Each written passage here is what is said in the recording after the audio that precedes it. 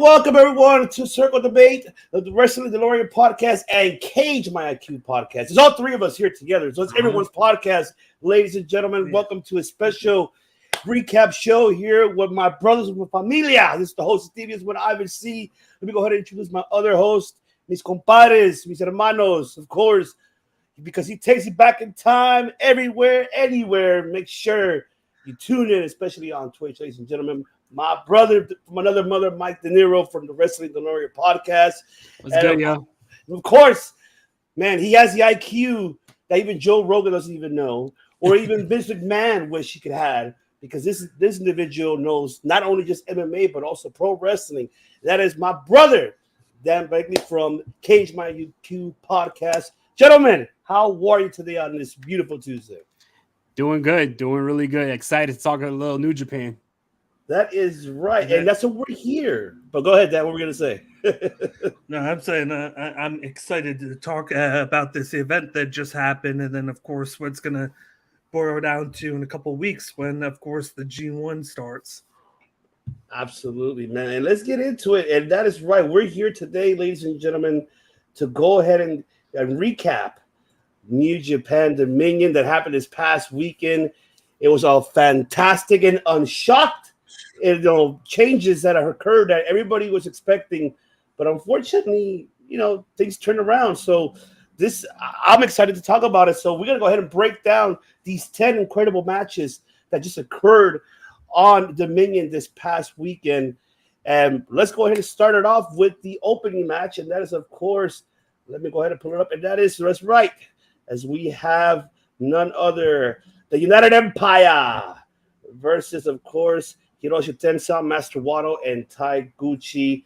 What a great opening, man. So I'm going to go ahead and start it off. My boy Dan, give us your thought about this opening match. And were you happy to see TJP, especially for the performance that he put on that opening match against Mount Wato and Taiguchi? He even had that very nice touching moment where he gave homage towards the end of the match, which was cool. I really like the fact that they came out with Jesse Vargas. That was a nice touch. They named him like an honorary member. He even came out later on in the other match. So that was really cool. I didn't expect Aaron Henare to get the victory. I thought it would have been maybe Akira would have gotten it, but they gave it to Henare, of course, and via submission, which was even crazier on Tenzan. I figured maybe Tenzan would take the pick. The pin, of course, but I didn't expect that to happen. But there were some very nice moments in this. Of course, Team 6ix9ine, they're the champions. So I figured maybe they would kind of put over United Empire a little bit right before the match next week. But this was a very underrated match for me. And it's good to see TJP have very nice moments in the match, of course, and then I'm excited to see if he stays there for a while or if this is just a thing where he's doing it to help out Francisco Akira and then he'll leave to go back to Strong later down the line. Indeed, absolutely. My brother De Niro, take it away for this one. This was definitely a fun opener. New Japan definitely always opens up the show fun. It reminds me a lot of like the AEW booking, start the show hot, end the show hot. This was fun, a lot of action, and yeah, I was a little surprised too with Henare winning with the submission, but I like how he got over that full Nelson lock. Like it was like the tightest full Nelson there was. Yeah. Like you have like the Hurt lock and all these other locks where you see like Bobby Lashley or like Chris Masters that like they're whipping their opponent around. Henare didn't have to do that. He just had it locked down strong, and Tenzan just passed out, which is also a big victory. I know Tenzan at this stage in his career, he takes a lot of defeats, but at the end of the day, he's still a legend. So for Henare to submit a legend on a show like this is a big deal. And shouts to my boy TJP. Always been a big TJP fan since he was Puma. People don't remember Puma. That's right. Yeah. That's right. Yeah. From the New Japan LA dojo. So always love seeing TJP in New Japan. So I enjoyed this matchup. I will honor you with this because you have to tell all these Stanford Stooge. Tell all these stooges, damn it. Wait, yeah, see that was Matt Callis right there, facts right there. I can tell you that. Jesus. Yeah. Oh man, and what up? The Universal Wrestling Podcast, Nick Dieterin, that's right. Subscribe. And what's going on, Nick? Incredible content. Make sure you subscribe to his YouTube channel and all his audio platforms. Most definitely. Yes. Now let's go to, let's see. Yes, he is a legend. Yeah. He is a legend. That's why he's here, ladies and gentlemen. For sure. All right. And then we have the match number 2, and that is Los Ingobernables de Japón, ladies and gentlemen, as they take on the Bullet Club. Of course, we have Tanahashi, Naito and Bushi versus Ishimori and Phantasmo and Ace Austin. Now, this match, I'm going to say I enjoyed it, especially, I want to digress very brief, especially with the whole beginning of the match with Ace Austin with a stick. I swear, I love Naito. He always does this shit every Comedy time. gold. Yeah, he's comedy gold every time he does it, and then he's trying to like go ahead and take it out. It was so hilarious. My favorite moment of, besides this, off the subject, very brief for Naito, when, if you guys remember the Ring of Honor, when it was in a 6-man tag, when one of them was Bully Ray, and they were competing like back and forth with the ropes, and that was just the classic that I love from Naito. Like, that's why Naito's like one of my favorites, man. I really love his work. My bad, Dieterling. There, you're happy. You're happy, Nick. Jesus Christ, don't kill me, all right. But yes, this match was incredible. I loved it overall. The opening, how it all started, very fast paced.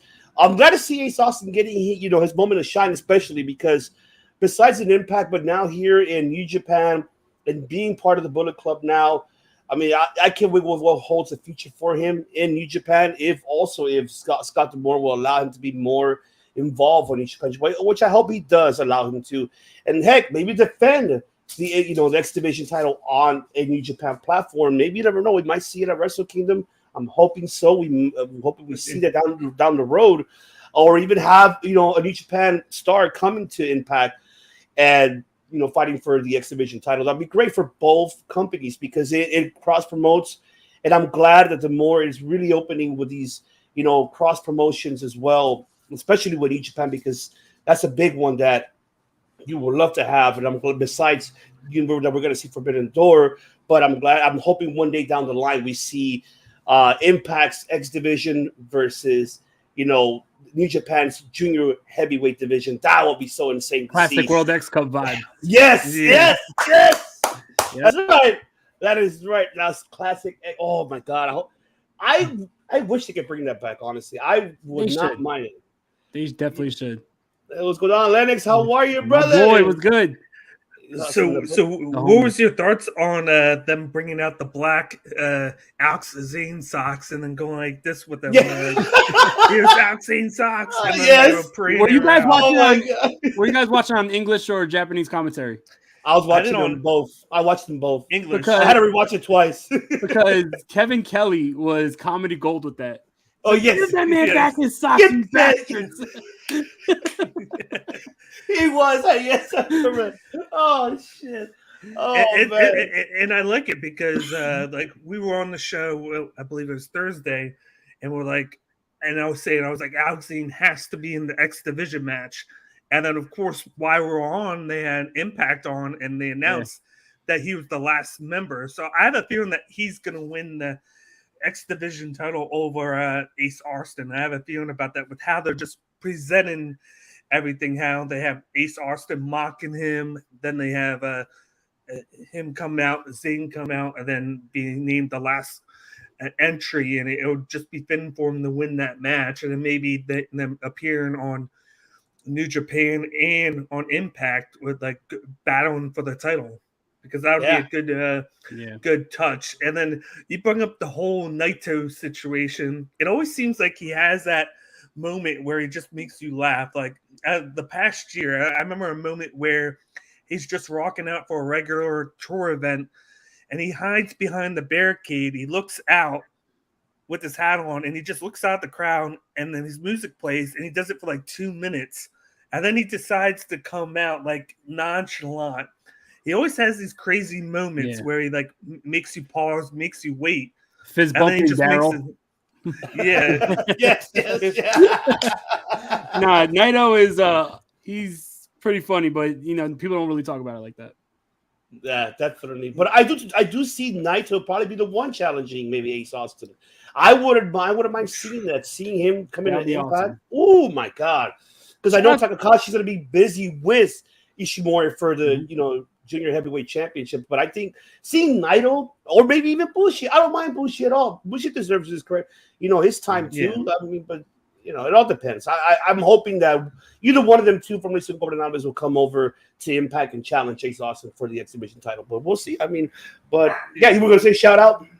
Now, shout out to Impact Wrestling for, keeping the Forbidden Door concept alive. And they were the originators of the Forbidden Door concept. I think I said on this show, like, it's something that they've been doing for years, since the early days, since the Asylum years. They've been bringing in other companies' wrestlers, AAA, New Japan, and it wouldn't be the first time that we've seen the X Division title defended against a New Japan wrestler. So I think that would be definitely cool. I really like this matchup also, just because someone like Ace Austin mixing it up with Naito kind of gives them the rub, international rub, which is really cool. But good matchup for sure. Yeah, and they had to kind of like put over ELP because of him being announced for the G1 Climax. There was a way to give him the pin, make him look hot going in, because he's going to be making his debut. Since he's been a staple of the best of the Super Juniors for the past, 5-6 years? 6 years, yeah. And he didn't make the comment right before he did that. He was like, I want to do this. I want to get the belt, and then I want to go and win the G1. And then here he goes being announced for the G1 Climax.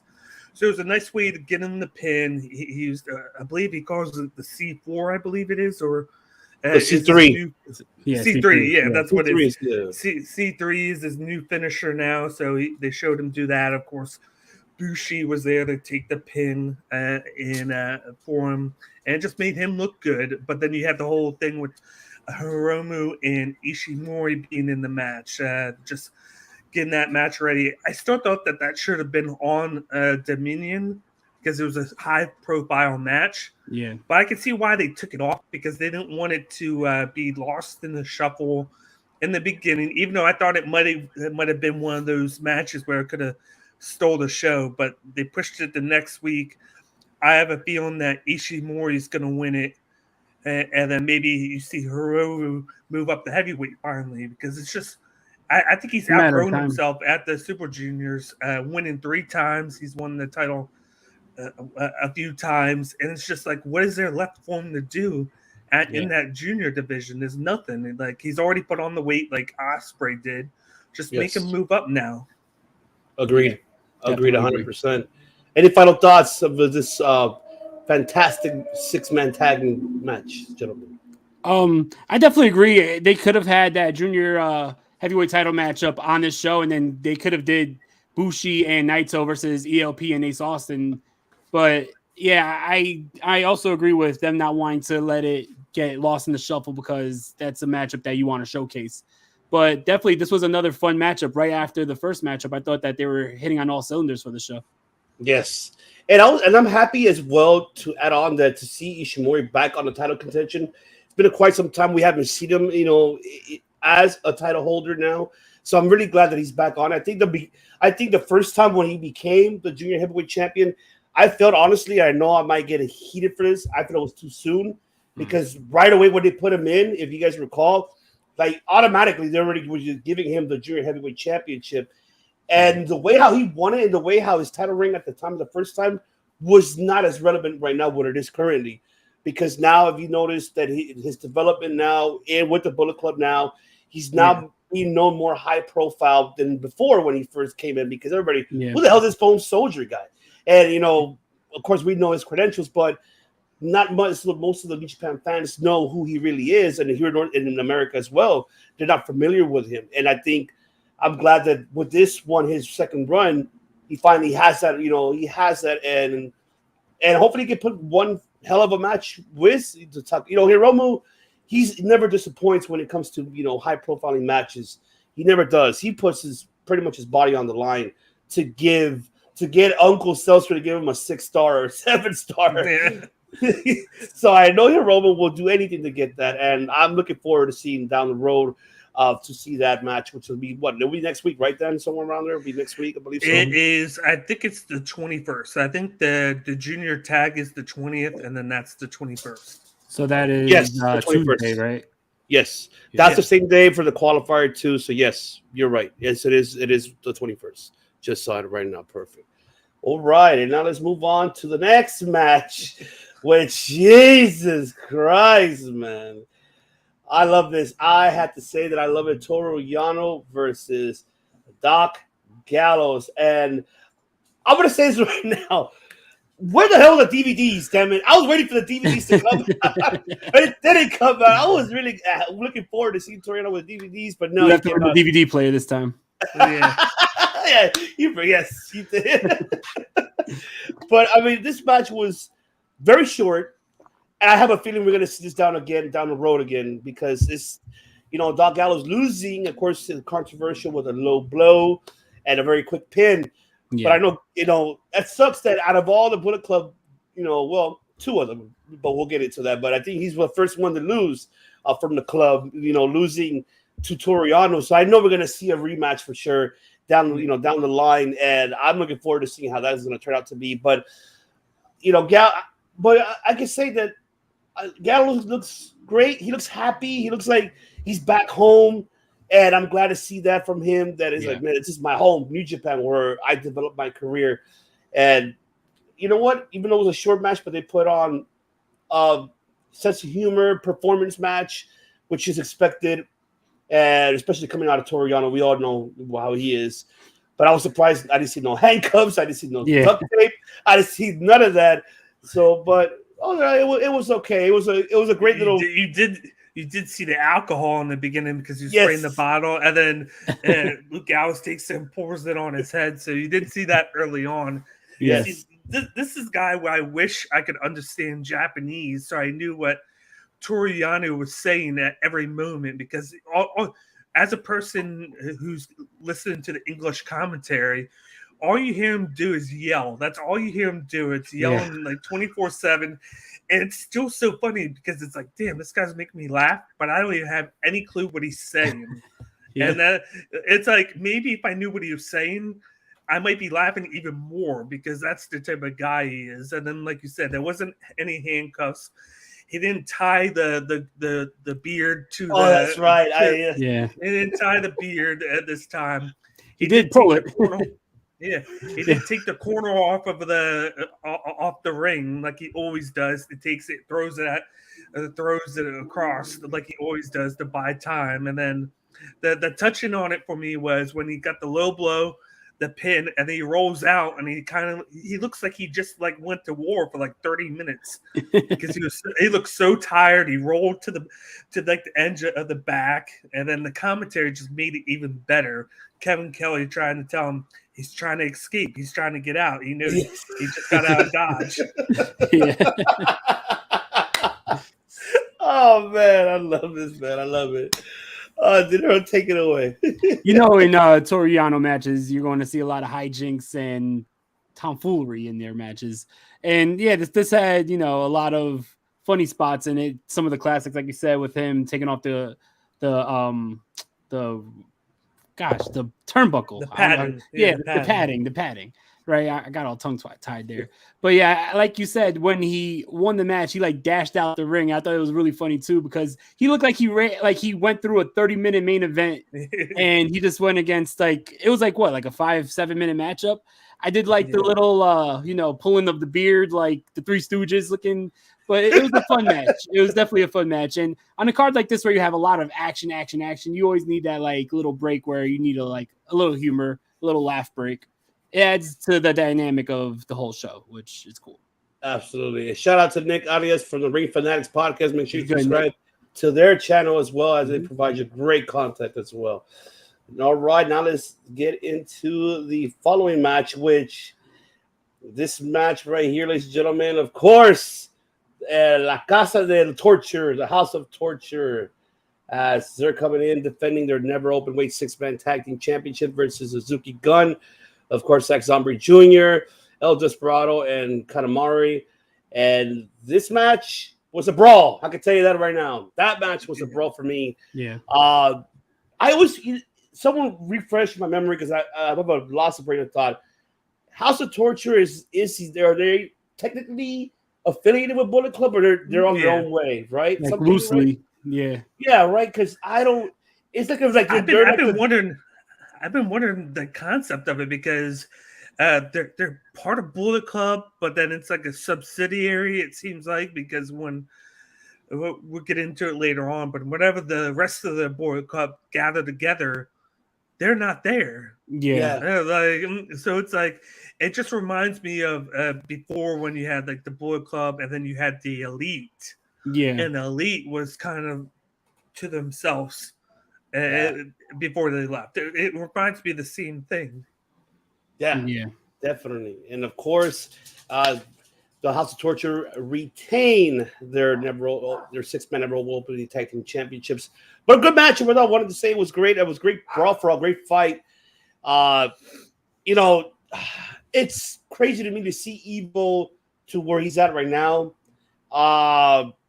Back then when he was with LIJ, and then when they first named him like the leader, quote unquote, for the club, and then now just beginning this faction with with Togo, and just becoming the House of Torture. It just didn't expect that from Evil. I'm hoping we see him.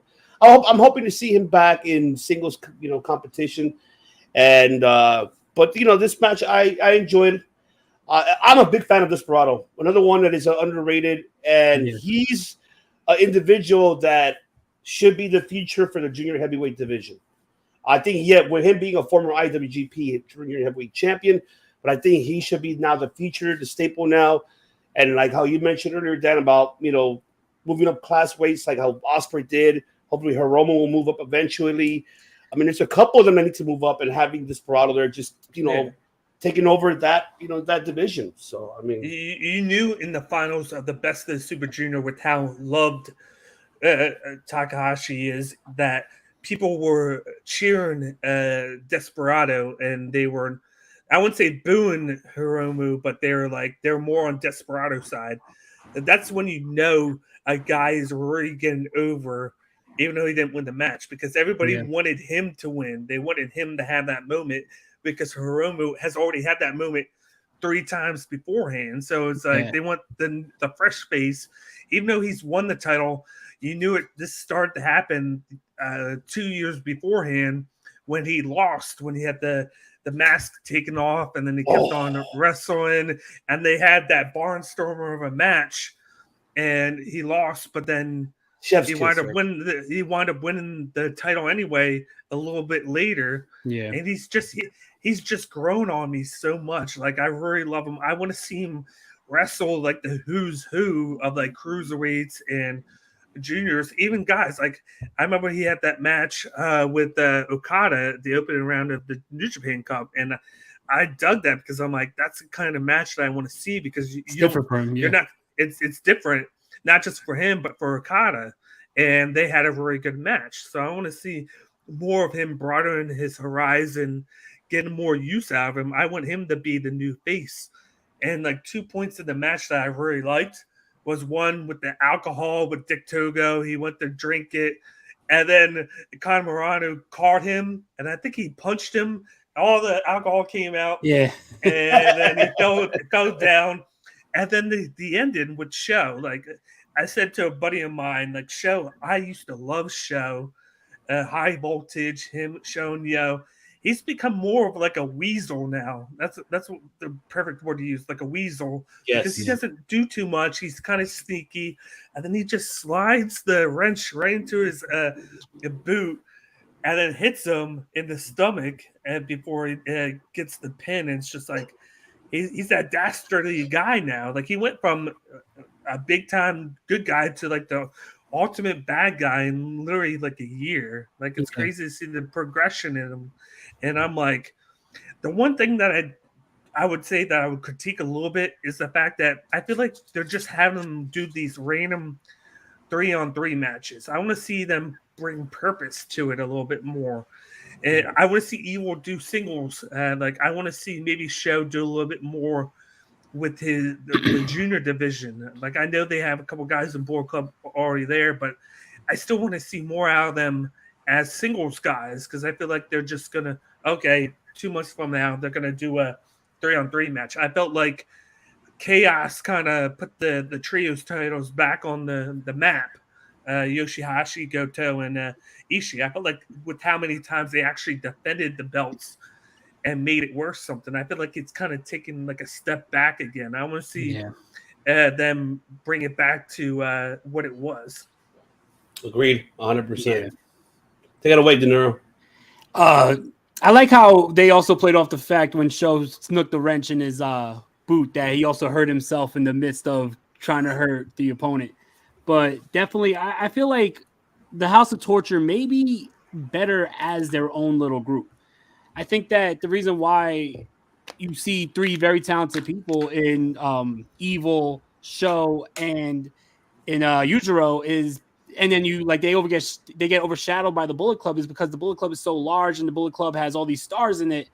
Maybe like the Elite broke off, the House of Torture should break off. Not saying it has to be like a feud or they turn their back on Bullet Club, but just become their own thing so they're not overshadowed by the bigger club. Because it is two very different feels. You have like this darker, evil feel, no pun intended, right? You got wrestlers who are dastardly, but also want to like just hurt you. And then you look at like the rest of the Bullet Club, you have like the trash talkers, the big mouths, you have like the superstars. So it doesn't really feel like all of them will mesh together. And maybe that's why when we see the rest of the Bullet Club, we don't see House of Torture in with them. And if that's the case, then why are they not their own entity? Right. And also, like Dan said, I would like to see more storylines being built with the 6-man. I feel like a lot of times with the 6-man, it is just random 3-man pairings that they put in a title match. So, but nonetheless, still a really good matchup. I do like the progression of Sho's character because, I was a big Roppongi 3K person. I thought that was a great babyface tag team. It is very different. Always love seeing Zack Sabre Jr., especially the post-show conference. We will talk about that later, I'm sure. Very excited for that. But, definitely. This was another good matchup. And glad House of Torture retained. But like I said, I would like to see them become their own entity. Because like you said, too, Ivan, Evil, like 2 years ago, was world champion. He was the face of Bullet Club, the new leader. And then since then, now he's holding 6-man tag titles and he's kind of lost in the shuffle of the bigger overall faction of the Bullet Club. So it's time for him to take that spot back. And he doesn't have to do it by taking out Jay White and trying to, I'm the leader now. Just be the leader of your own group. Yeah. I mean, the way how it seems like if they, like House of Torture is like their bounty hunters of Bullet Club. You could say like they're, like I show me like a movie that you hire bounty hunters and they're okay, you go do my dirty work type of stuff. Like that's what it made it seems, what makes it seems like when, with House of Torture. But I'm hoping we see, how you mentioned Evil, maybe taking that staple, adding another addition to it, another member to it, maybe 2 members. Yeah. And I agree with both of you guys. They should make that 6-man never open a storyline and not just putting, like how you guys mentioned, random people together. No. Make it a story like have you done with previous a while back with the Intercontinental, have you done with the US by far, even though that one's a hell of a whole mess, but we'll get into that. I mean, and then with the junior tag teams and the actual heavyweight tag team. So they're able to do it, even with a never open weight. So far, you can see at this moment the most which we'll get into right now. We're gonna get into it, but I feel that so far, even though KOPW has become since they created that, it became a little bit more relevant than this actual never open, 6-man, which is it's an unfortunate. It shouldn't be that way. It should have been keeping that tradition with the 6-man. But I mean, we'll see eventually down the road. Even when LIJ was holding it for a while, I enjoyed that too. When it was Evo and Evo Sonata and Bushi when they were holding it, I enjoyed that too. But they made it prestige, and that's the problem that is kind of missing. It's not been given the prestige where it's supposed to be, and there's no challengers. Gato needs to start booking more with it, especially.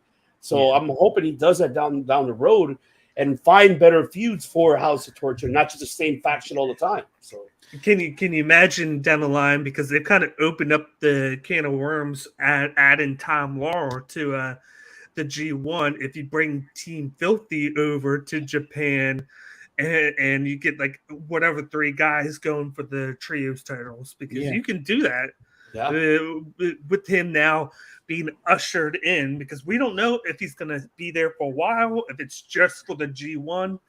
We don't know, but you can just think about it. You could just think about, say, like Tom Lawler, you got Danny Limelight, like whoever else you want to throw in there.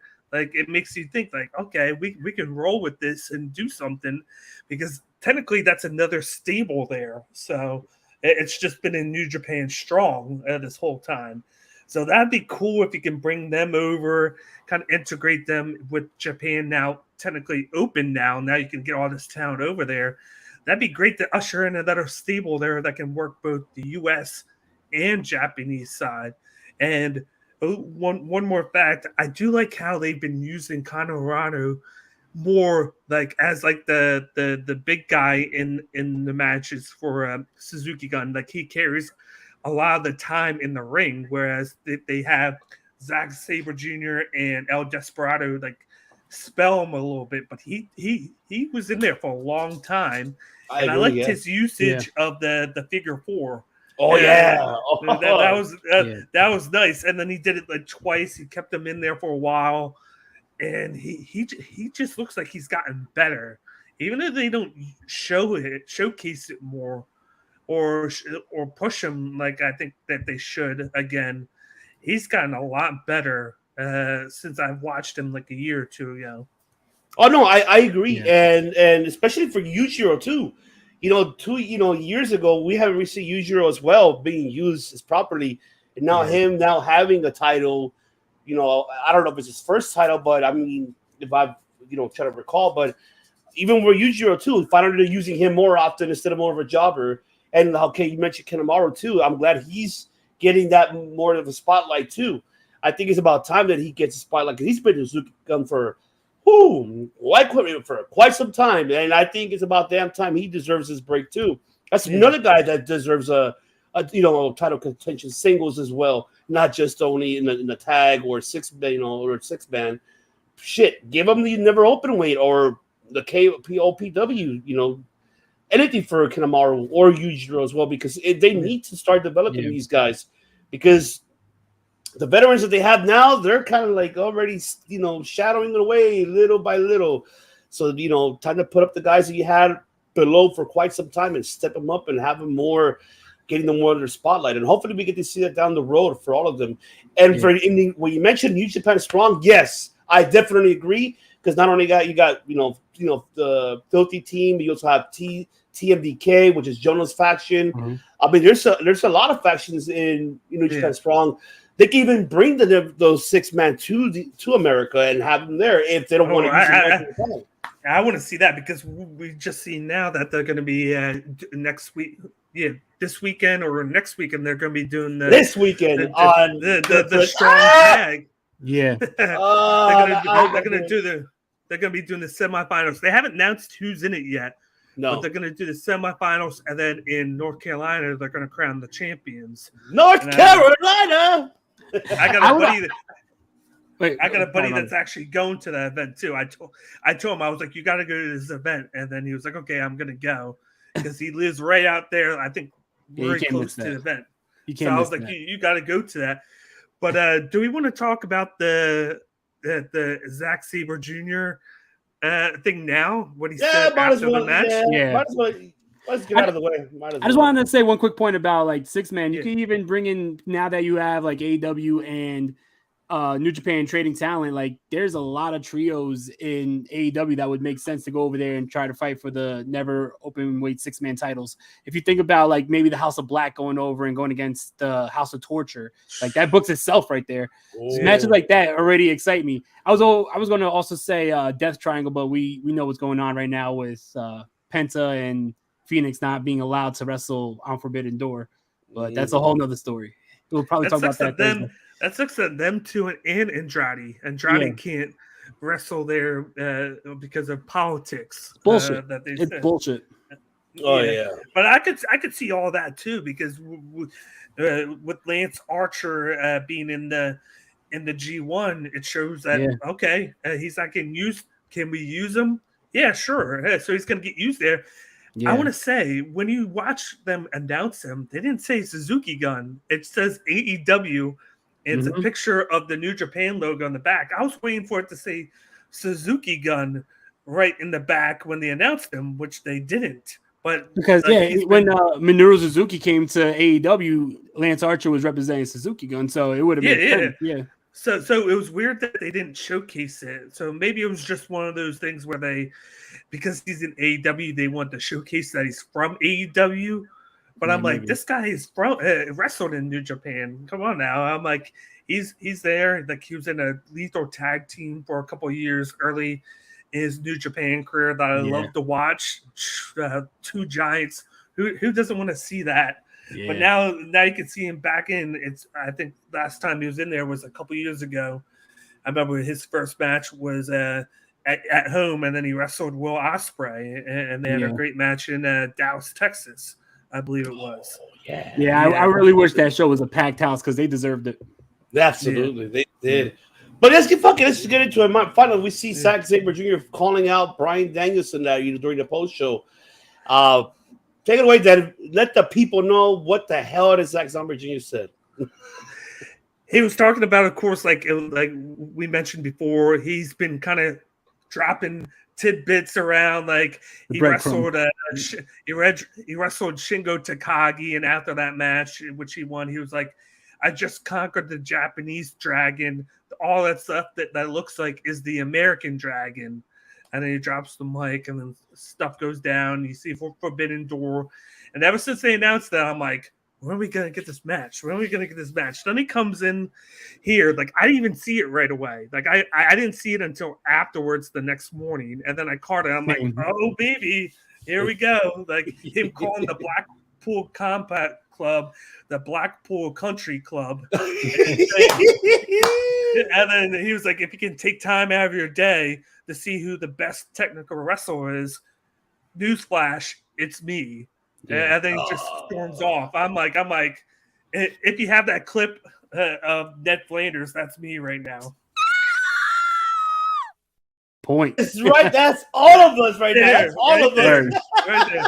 I love the fact that. Oh, go ahead. No, you're good. I'm just so excited. Yeah, man. I love the fact that he was calling the Japanese press idiots for not realizing that when he was doing the final countdown, he changed. We're heading to Venus to heading to Chicago, and he was like, when I was singing because I have a voice of an angel. Zack Sabre Jr. has a lot of character that people don't give him credit for. I agree. Definitely, like this took me back to the Cruiserweight Classic a couple years ago. Zack Sabre Jr. was in it. Daniel Bryan at the time was on commentary, and says that I really wish that I got the chance to wrestle him. And he was kind of like, he was going off script, saying, like, I really wish this is one guy I want to step in the ring with. So this is a match that Bryan Danielson's been wanting for a long time. That was like, 2016, 2017? Yes. And he was even saying then that he would love to step in the ring with Zack Sabre Jr. All these years later, I feel like since then, Bryan Danielson's got even better, especially with his AEW run. Zack Sabre Jr. since then has been a whole lot better since joining New Japan Pro Wrestling. So I feel like now is the right time. And what bigger show than Forbidden Door? If that match is booked, I think that match steals the show. Like already, I can't think of a match outshining Zack Sabre Jr. versus Bryan Danielson. I think that's one of the best decisions that Zack Sabre Jr. made was to not join WWE and stay 100%. With New Japan because 100%. Him and Kota Ibushi apparently were supposed to be shot to the finals of that Cruiserweight Classic tournament, and then both guys chose to stay with New Japan, which is why they lost. And then TJP wound up winning, and it's been a great move for both those guys. But Kota it was. We'll figure out what's going on. Yeah, we'll figure out what that is in the months to come. But his mic skills have just improved so much. He was a great wrestler, but he didn't really talk on the mic early on. But now you can't get him off the mic. Now he wants to talk all the time. Like everything that he says, he's just cocky. He knows he's good, and then he does it anyway. Like this guy has become one of my favorite wrestlers in New Japan. Yeah, I seen him years ago in Evolve, and I met him after the show, and you could tell like he was a little timid when it came to like talking from the crowd and being on the mic because he cut a promo beforehand. And now you see the confidence level has grown so much. And it's good to see because now he's starting to become the full package, which is great. But yeah, if Zack Sabre Jr. would have signed to WWE, they will give him some Harry Potter gimmick or some shit. Oh my I'm so God. glad that Zack Sabre Jr. made the decision he made. My name is Suck Potter. Like, I hope not. Hell no. What's that, Zack? I am the understudy of William Regal. Oh, I'm his long-lost nephew. I mean, Jesus, I hope not, man. No. And now just thinking of that, who's the per se manager of the Blackpool Combat Club? William Regal. Full circle. Oh man, when he did all that announcement, I was like, Wonderful. That's how it was wonderful Yep. about it. That is right. But all right, now let's get into the following match. After that, we did have, of course, the IWGP Heavyweight Tag Team Championship on the line. And, of course, we had United Empire versus the Bullet Club, which we had Jeff Cobb and Great O'Khan regaining the IWGP Tag Team Championship away from the Bullet Club for Bad Luck Fale and Chase Owens. Man, I can tell you that this match was great. I did enjoy the beginning part of it. Everything was fantastic, quick pace. Glad to see back, Fale having his moment too, and him being a champion as well. Another one that's been there for a long time that never got his spotlight, and he finally, he did by winning the tag team championship along with Chase Owens. Chase Owens as well as another one. So I'm really happy that these two, all these two individuals, mainly, not disrespecting Great O'Khan. I mean, we already know Cobb's credentials, but Great O'Khan is still kind of fresh. When he came in, in New Japan, and he was kind of green in the beginning, and I was happy to see that he's developing more, and he's winning me over with his charisma and everything that Great O'Khan does. Very old school, classic, professional wrestler that he is. That's what he reminds me. But I'm glad that they actually won it back. So, which we do have a feeling we're going to see this at Forbidden Door. I don't say they're going to defend it. Maybe. You don't know. We don't know as of yet. But we might see those IWGP Heavyweight Tag Team Champions being defended at Forbidden Door against FTR and Rakami Pop Vice. So we might see a triple threat. That could be the case. But unless, they put all belts on the line, even the Ring of Honor Tag Team titles. But that's something that is coming down, down the road. We'll find out. I was thinking that too, because FTR did say that they want to collect all the belts, and one of the things that they named was the New Japan titles. That they were like that's the one they haven't won yet, so that would be the last one for them to win. And I think I thought it was cool. I guess this is the first time I saw it as his nickname, but I liked how Jeff Cobb's nickname is the Imperial Unit. Oh, I like how that. I like how they showcased that. I liked how they showcased him kind of struggling to do the tour of the islands with Bad Luck Fale. They showed him do it. They showed the struggles in the match back and forth for a while for the United Empire because of how big Fale is. They showcased the champs, and the tides turn. But we knew that the Bullet Club, the reason they put it on them a month ago was just to give it to the Bullet Club because they were honoring the Bullet Club at Dentaku. They had all good moments for all the members. They put the titles on. I think it was a great touch to the night there. But you knew that the United Empire were going to win it back with everything going on with Roppongi Vice and FTR. And then it was good. I had a feeling somebody was going to run out. I was hoping it would have been FTR, but it was, of course, Rocky Romero running out because they made mentions of him staying back in Japan, which is why you haven't seen him on Dynamite. So and they put Rocky through the table. Oh, so it would make sense that Rocky's the one who wants the most revenge. Yes. Yeah. So it was a good touch to see that. I liked it so much. I liked the match in itself. Of course, you had a feeling that Chase Owens was going to take the pin when he did. And then how funny is it that the one guy in the United Empire who's probably the least that you can understand the most is the guy that talks for him all the time in Great O'Khan. He's the guy that stands there and talks on the mic for everybody else before he hands it off to Will Ospreay. It's so funny, but like it's very touching because he's the number 2 guy behind Ospreay, and I like watching his, like you said, his progression. He was green, and now he's starting to get better and better, and at some point, he's going to have his moment, like a big moment down the line. It's just a matter of when. But now this is just getting me more excited for Forbidden Door. And like I'm hoping they put both titles on the line, not just one. I'm hoping it's both. Make it real interesting. Like maybe like a winner take all or something like that. But maybe they just do one. And maybe it's just whoever's belt that is put on the line, they win. But I would like them to have both on the line, have somebody win, but then have a rematch to take the belts back. Yeah. That's what I want. We might see that at Wrestle Kingdom. That could be the case. You never know. That would be a big match. Did anyone notice when Chase Owens and Great O'Khan was before the match was saying "suck it" to each other? They kept on going back and forth. Yeah, Great O'Khan's another one who is the subtle comedy that he has, like Naito. It's the subtle comedy that makes it funny. You have someone like Toru Yano who it's like comedy in your face, which is cool also, but it's the subtleties of Great O'Khan. But yeah, definitely, like everyone said, Great O'Khan has been growing a lot and progressing a lot. If you remember when he first came into New Japan, he was instantly put into a match at Wrestle Kingdom against Tanahashi. That is a huge spot to be in, especially if you're green. So like to see this progression and see the slow build, but now seeing him like really pay off and feel comfortable in that position is great to see.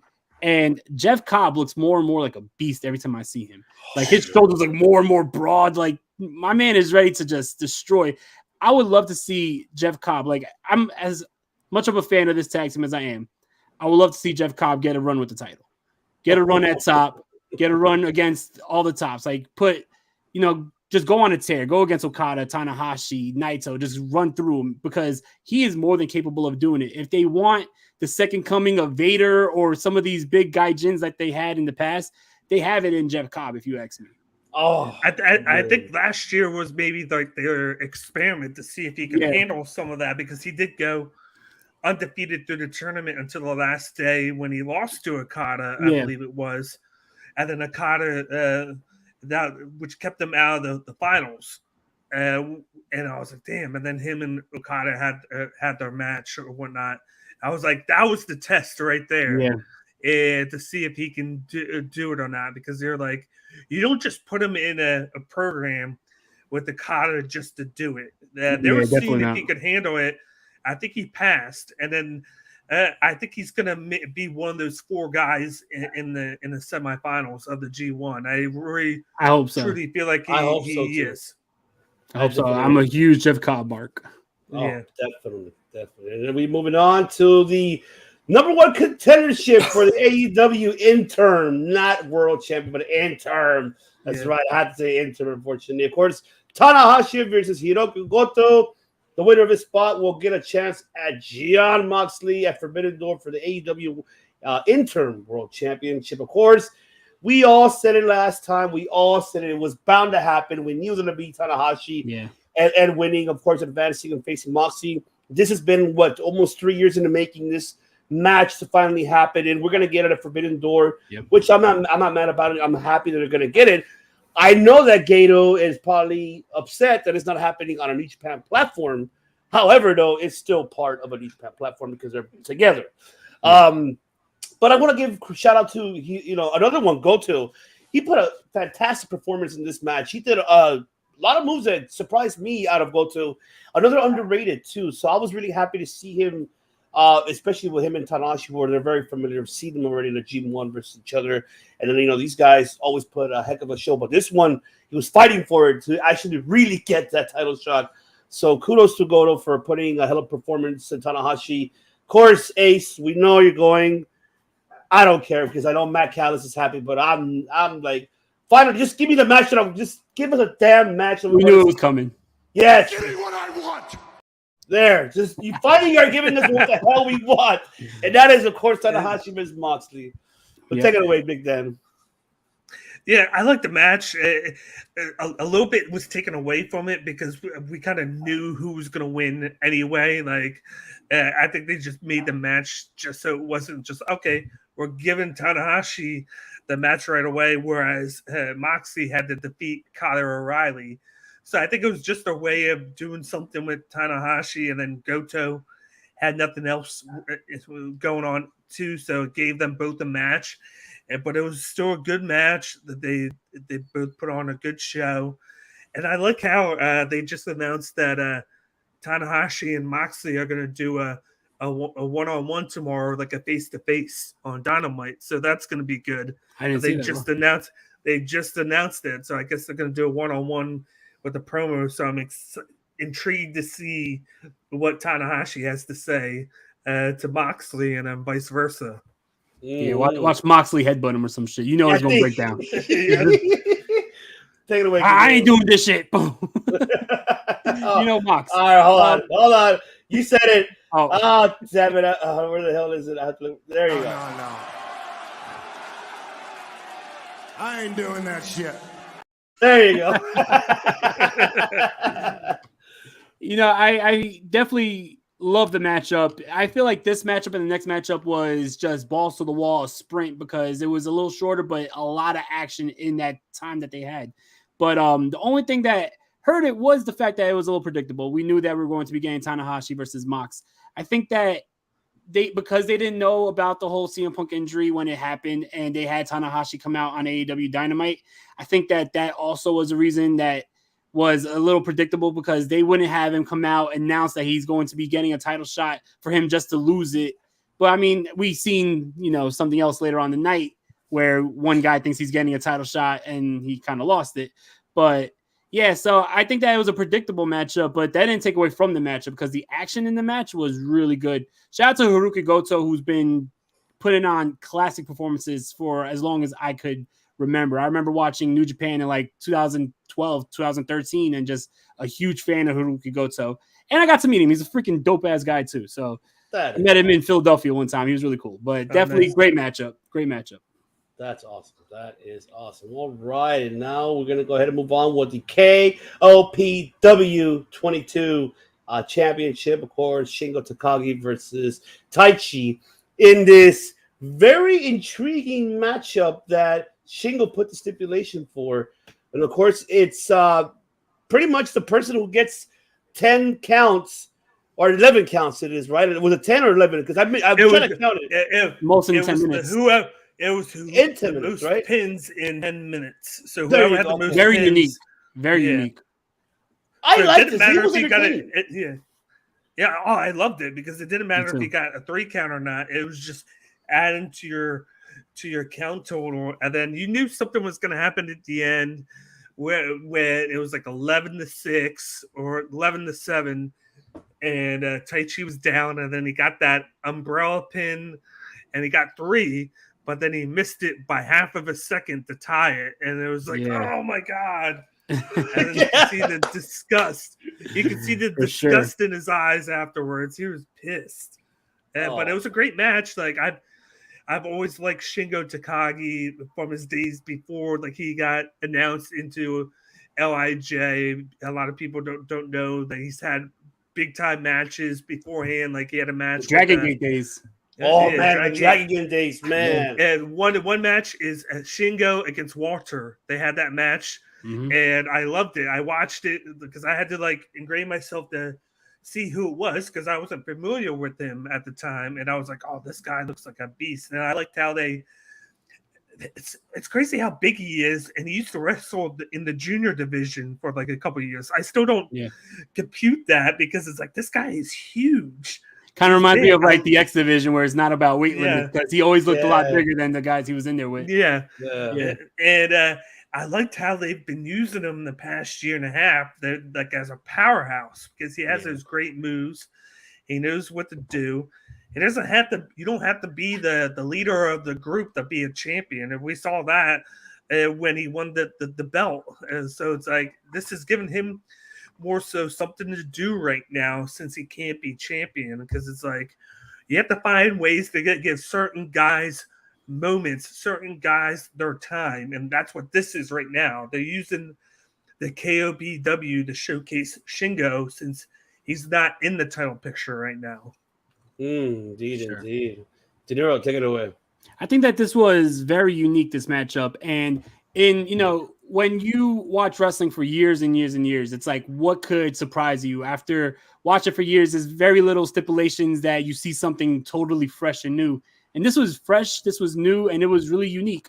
I also like the fact that it guaranteed that the match was not going to go over 10 minutes because you have a big, long card. You want to make sure that every matchup is going like 20, 30. So when you have a match that you have a set timer for 10 minutes, you already know this is going to be a short matchup, but they're probably going to pack a lot into it. Kind of like I said about the last matchup. They had a shorter time period, but it was like a sprint from as soon as they started. And the counter at the bottom only add to the drama of the match as well. So I think that was a great way of telling a story without having to like tell a story. They had that built-in drama already in, because just like Iron Man matches where it comes down to like the last 2 seconds, this had that, but it was a lot more unique with just being how many pinfalls, not even pinfalls, but how many like taps to the mat. So it was just very unique. And I'm glad that Shingo won, because Shingo is a beast, like Dan said. I remember Shingo having a match with Davey Richards back in early like Dragon Gate USA days. Yeah. Phenomenal matchup, right? So I've been a big fan of his for a while. But also to see Taichi like break out a little bit, he definitely needs to have more of a showcase, because he's shown that he could hang out there with the big guns. So definitely a good matchup. Indeed. And he can hang out with the big guns, especially going for this belt that we're going to talk about. And that is, of course, the never open weight championship that was on the line. Of course, we had Tama Tonga defending the title versus the Machine Gun, Karl Anderson, now Mr. Bright Lights. Karl Anderson, I guess you can call him that.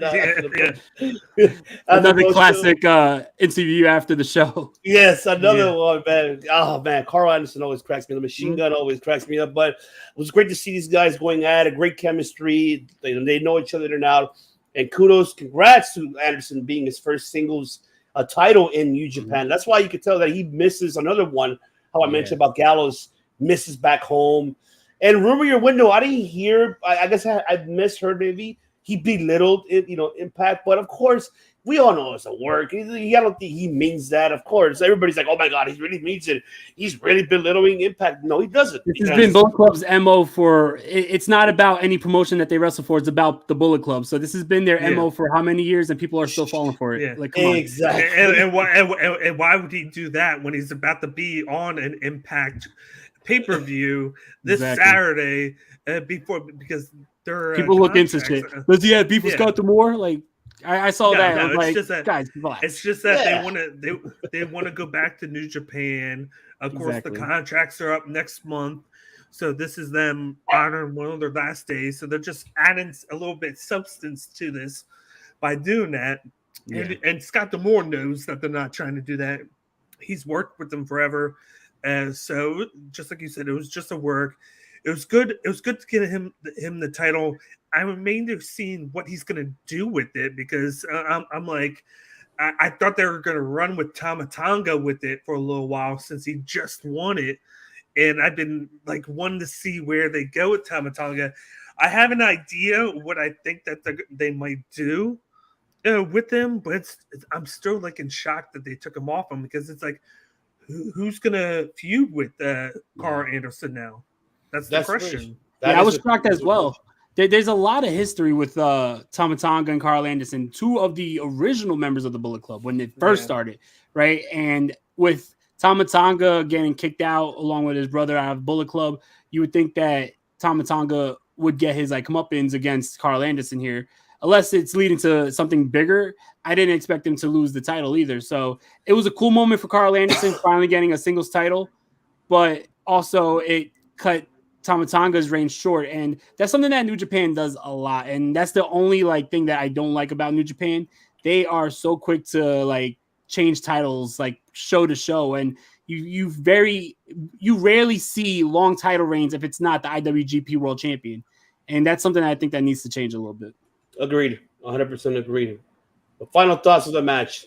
Good matchup, lots of intensity. Yeah, and then I do like how Doc Gallows helped him win the match. Like you knew that he was there for a reason, and he helped him by distracting Tama Tonga. And then of course, I always forget that they have the same finisher. So that's right. That is right. And now moving to the co-main event, and that is of course for the IWGP US Championship. Of course, it was scheduled to be a triple threat match, but unfortunately, of course, Juice Robinson had to vacate the championship, previously appendicitis, and then it was known that he had to get his appendix removed because emergency surgery. So he had to get it out. So best wishes, speedy recovery for Juice. They already guaranteed him a rematch. A match for the winner of these two corporate wins the IWGP US Championship. But of course, this was another Steeler, man. Ospreay never disappoints. And very brief of what I wanted to say. And I love how Ospreay's like, "Where's my belt? Where is my belt? Damn it! Where's the fucking belt? Where's the fucking belt?" And I love it. If something ever worked for Juice not making it, because he did really have to have his appendix taken out, he just chose to go to the U.S. to do it because they were going to allow him to do it in Japan, but he wanted to do it in the United States, so that's why he couldn't be in the match because he wasn't even going to be in the country. So if they were able to pull something out of him not being here, it's the constant getting screwed out of a match. Even though he wins it, he doesn't have the belt to celebrate with it. And I loved how he wins and he goes, "Where's my belt? I just won and I don't even get to celebrate." He's like, "God damn it!" He's like, even when I win, I'm still getting screwed. And it was the great thing because I love this whole storyline of him getting screwed out of matches, getting screwed out of situations. Somebody was like, "Oh, Ospreay had a debut in Dynamite and he lost. They're booking him wrong." I'm like, you don't watch New Japan, but I'm like, I think this is continuing his storyline over there, where he kind of gets screwed out of a match because he looked great on Rampage, but then he's not the one who got pinned. It was his Aussie Open teammate that got pinned. So he gets screwed out of the match when he looked dominant on Rampage. I just want to see where they keep going with this because I hope that him and Juice Robinson are on the same bracket on G1. That would be interesting. And I hope this is what I hope happens. I hope Will Ospreay runs through the field, has the chance to make it to the semifinals. It's him and Juice in the last match of their bracket, and Juice cost them the match by just dirty tactics. He cost them the match, which cost him a spot in the semifinals, and then they booked that to further book their U.S. title rematch.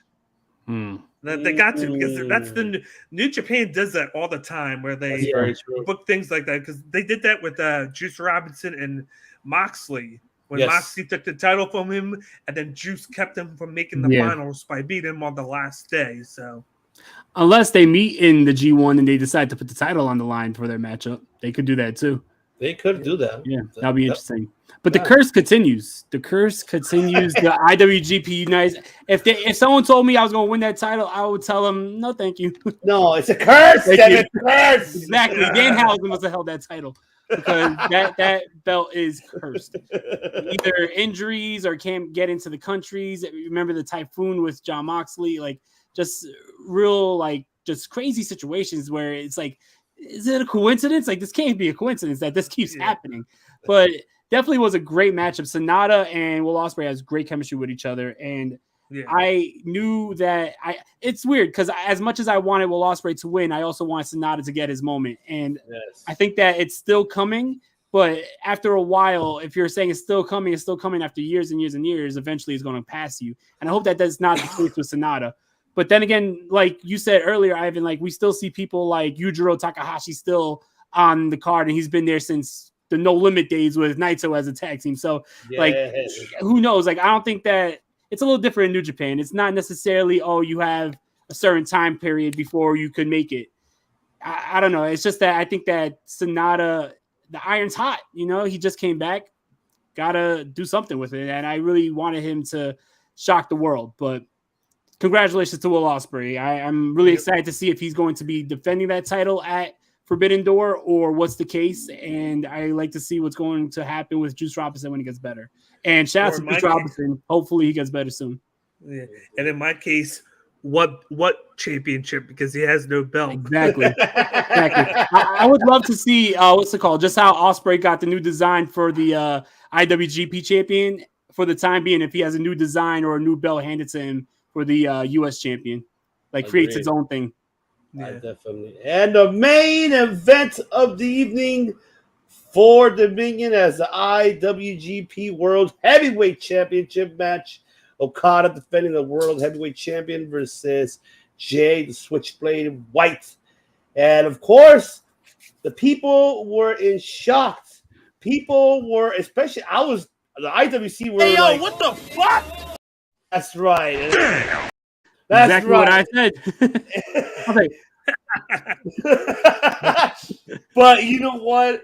I was happy because now this changes directions. Yeah. I know we hear a lot of rumor in your windows. There's rumor in your windows could be a fatal 4-way now between Hangman, Jay White, Okada, and Adam Cole. That's the rumor that is supposedly going to happen. We don't know. At this point, you have to tune into AEW now to find out what's really going to happen. Yeah. Instead of, listening to Uncle Seltzer and of course, this piece of shit Alvarez, excuse me. But yes, this match overall was great. Of course, the chemistry is always there between these two guys, man. It's like your, how can I put it? I'm going back old school. This is like your Vern Gagne's, Nick Bockwinkel going into the DeLorean. Days. Yes, to the DeLorean days. Like Nick Bockwinkel, Vern Gagne days. Your Hogan's, I would say who Hogan and who's his arch nemesis mainly. Let's say not Sergeant Slaughter. It wasn't mainly him. Sheik, Perfect. Iron Sheik, you could say. This is like your Sting and probably like kind of Vader back in the days. You could say this is like you're good and evil, like super villain versus superhero type of style. So kind of like Masters of the Universe, pretty much like that. But this was great.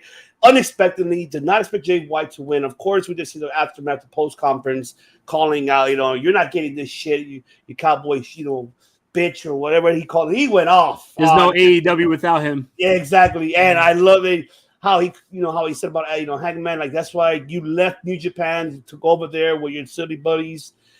Oh man, great. Jay White is right now the number one guy right now in New Japan, and I'm glad he's getting a spotlight. Yeah. As much as he said, yes, he is a Grand Slam champion.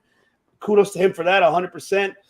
In the beginning, I thought it was early when he first won the title, but now this championship right now, his reign right now as champion, and I hope he keeps it all the way to Wrestle Kingdom. It's gonna be glorious. No pun intended, Robert, but yes, but it's glorious at its best right now. So take it away, Dan.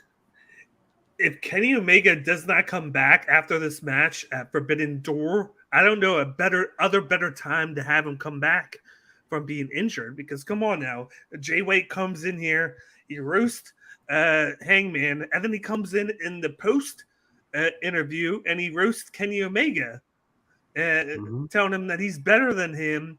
That if it wasn't for Jay White taking the title from him back in the day, that Kenny Omega would have never left New Japan. He would have went to AEW, and this whole Forbidden Door thing would have never happened because of Jay White. So come on now, do us a favor. Let's hope that Kenny Omega is healthy and he comes back after this match, and then we get a match between the two of them at some point down the line, because it would just be perfect to happen. Kenny Omega and Jay White, even better. But I wanted this to happen. I said it last week. I would have been shocked if he won it, and then I still was shocked when it actually happened.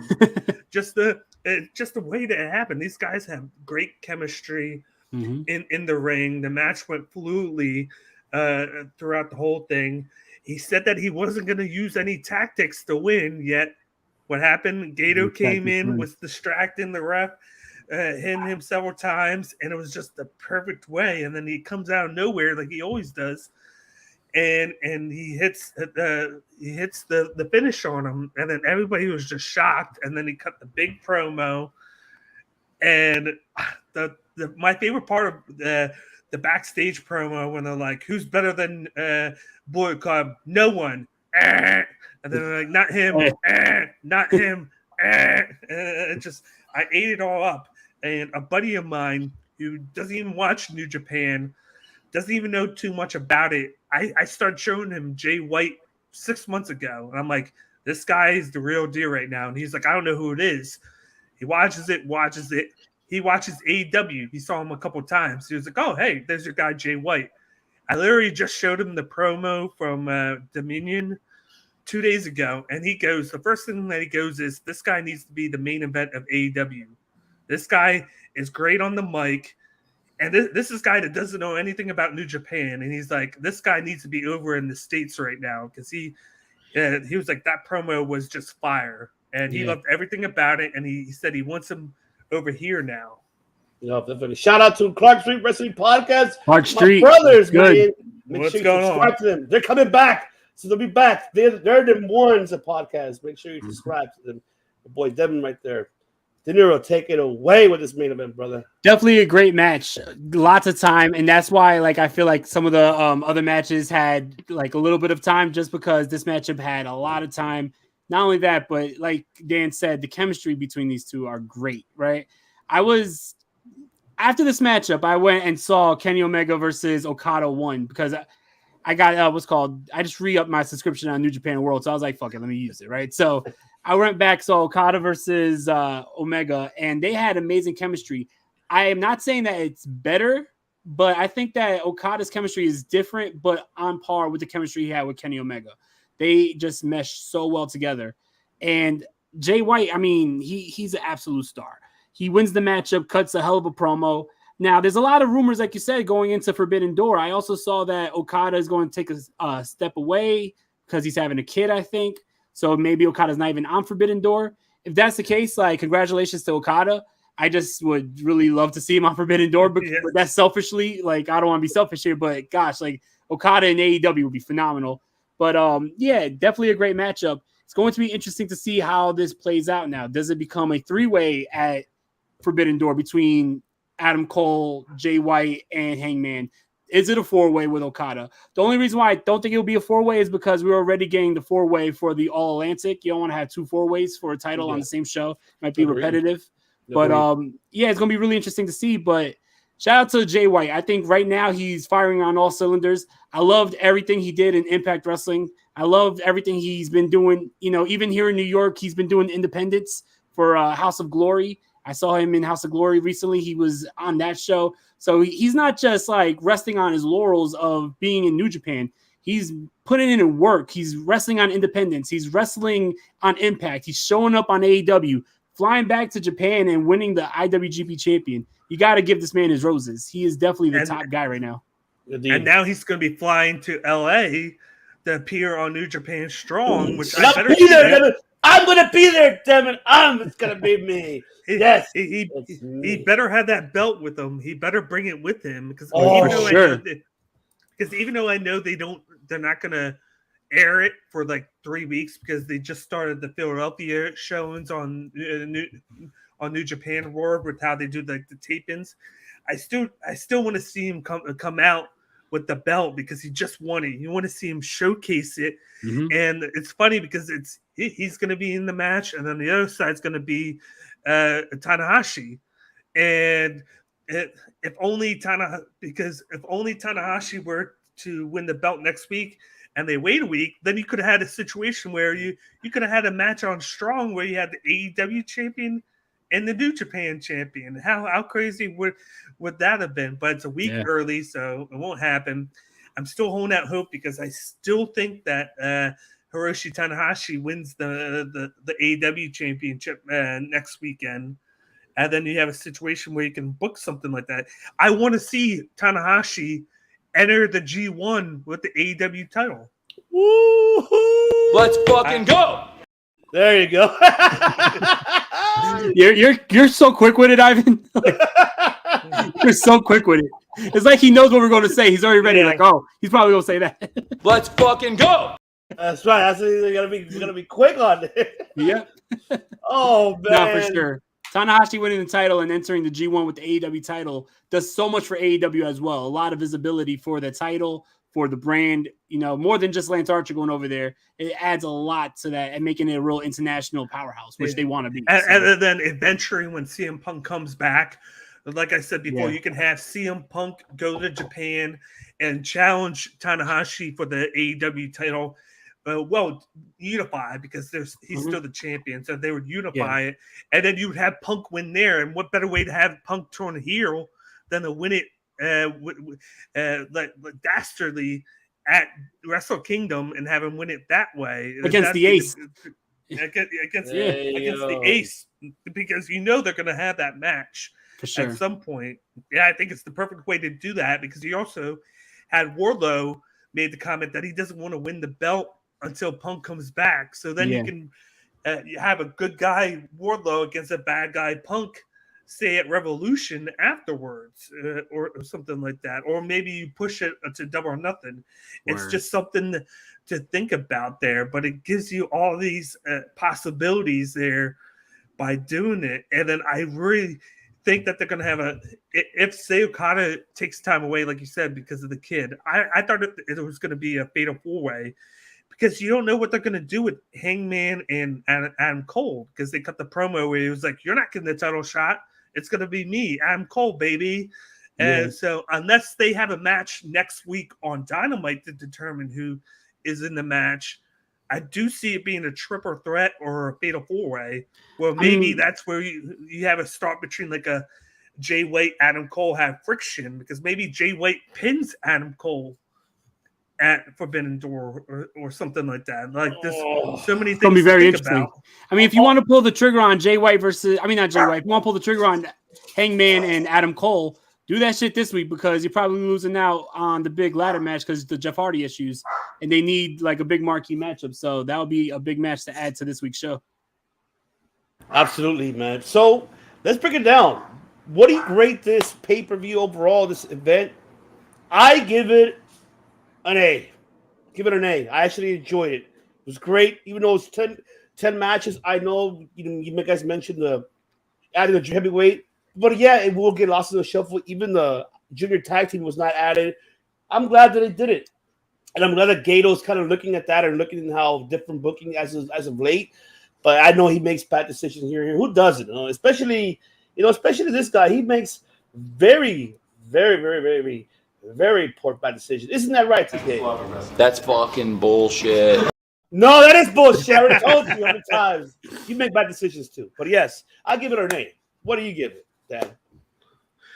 I give it an A too. Like thinking about it down the line, like Gato wants to be able to put those 2 junior titles in a good spot on the New Japan road, and you want to have important matches on that in between Dominion and then Forbidden Door, because they're not going to wrestle after Forbidden Door. There's going to be a week or week and a half gap between New Japan being on TV, because they won't be back until like July 2nd, I believe it is. Agreed. Yes. So they want to have something important in between to get people excited, and then you have 2 junior tag and then the junior heavyweight match to give you that excitement at the end of those few things. And then of course you have the 2 qualified matches for the New Japan side of the All Atlantic championship, which they announced too, which is it's Honma versus Clark Connors, and then it's, I believe the other one is Kanemaru against Tomohiro Ishii, which is very exciting. So I'm interested to see which guy makes it, because there's the favorite, and then there's the one that I think is going to be in it, just my thought. But I give it an A. I thought they worked it well. I thought the placement of the matches was great. You had, just like you said, you had 2 matches which were only like 10 minutes long. You had the Toru Yano match placed perfectly at the 3rd spot, I believe it was. And then you had the KOBW, which was only 10 minutes, which was placed right at the 7th spot. So they perfectly placed these matches at the right spots. and the card itself was only 4 hours, which was perfect. Like usually it's a little bit longer, but it was actually not that long from a time standpoint. Awesome. All right, Brother Mike, what do you give it? Not to just say it because you guys said it, but 100% I give it an A. Like you guys know, I was telling you guys during the chat, like some shit went down in the house, so I wasn't able to finish it in one sitting. And of course, like everybody's talking about it, right?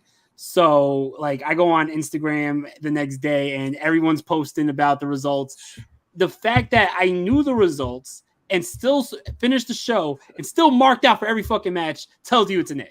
Because it's like I already knew this was going to happen, but like, damn, I didn't know it was going to happen like that. You know what I mean? So definitely I give the show an A. It was a strong show.